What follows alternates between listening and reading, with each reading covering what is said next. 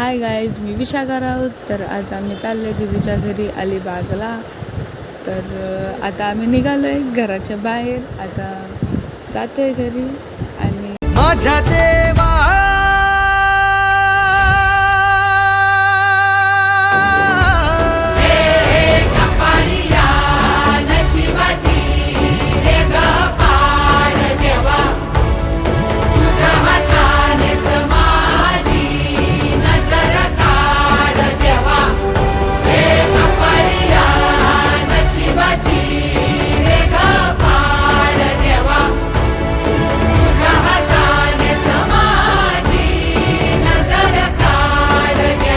माझ्या देवा